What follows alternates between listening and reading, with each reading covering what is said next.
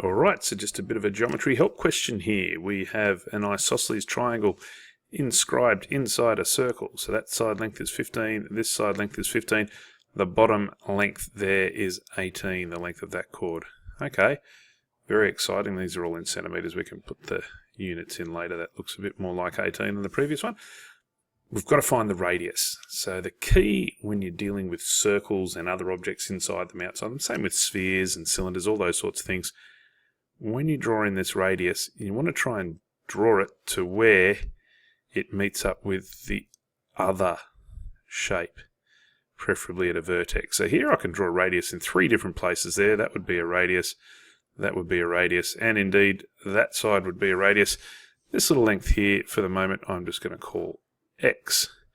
And of course, because this is isosceles, the chord, the bisector of that triangle on the angle at the top is going to go right through and bisect this chord down the bottom. That's great. So I've got, that doesn't look like an X, does it? Let's make it look a little bit prettier.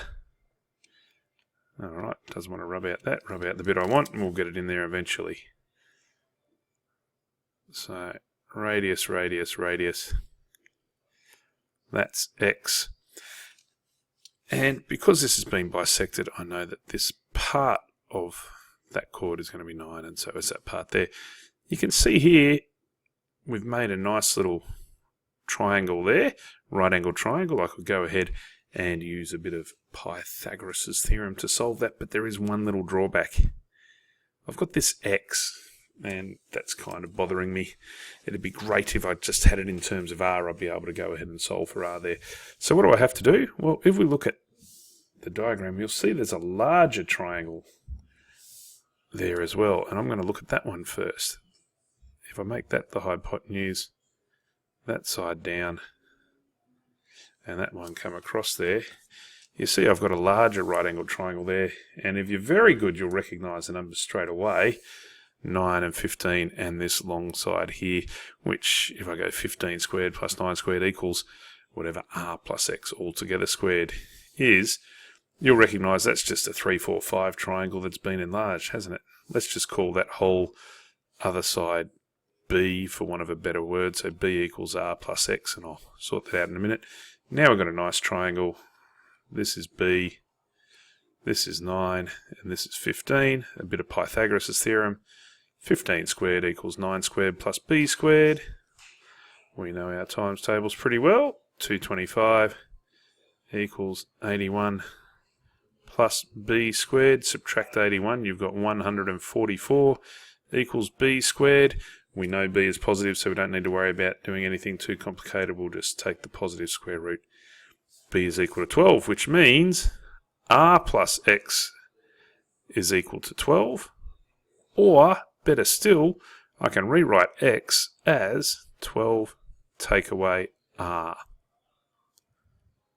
So now this little triangle that I've got down there with a hypotenuse of R, this little X, I'm going to write as 12 minus R. The base is 9, and now I've got a nice little equation to solve. R squared, 12 minus R all squared, plus 9 squared would be the equation I've got to solve. Not too hard from here, is it?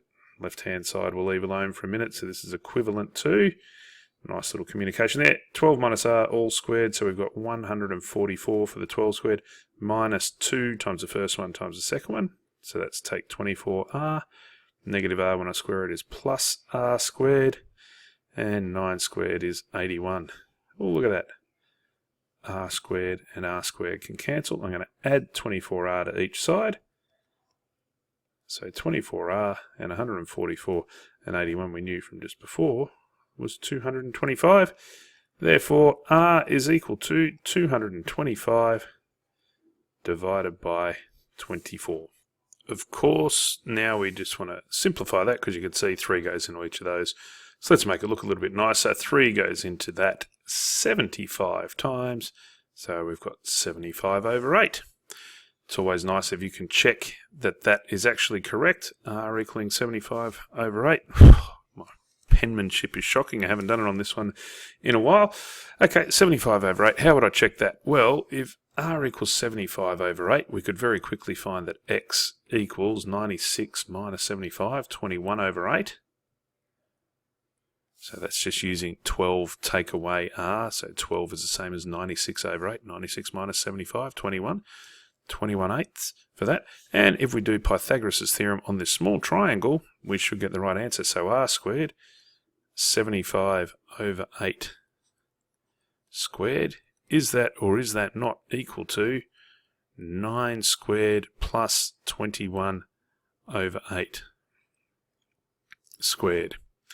Well, we better check it and find out. 75 squared, 5625 over 64. 9 squared, we have 81 plus 21 squared, 441 over 64. Now I've got to admit my 81 times 64 is not my strength, but let's have a go at it anyway. 5625 over 64 equals plus 441. This is going to be all over 64. Now I can cheat a little bit, can't I? 64 is 2 to the power of 6, so if I double 81 6 times, that'll tell me what this other number is. So I double it to get to 162, 324, 648, 1296, 24, 26 minus 8, so 2592, 5184. 5184 plus 441 is 555625. We double checked it and made sure we got it right. I hope that's a helpful video. It's good to think about these little mental maths tricks. I mean, I know you've got your calculator, you can check it on that and that's fine, but it's good to practice with our brain as well. Make sure we don't lose those skills. I hope that helps. See you in the next video. Cheers.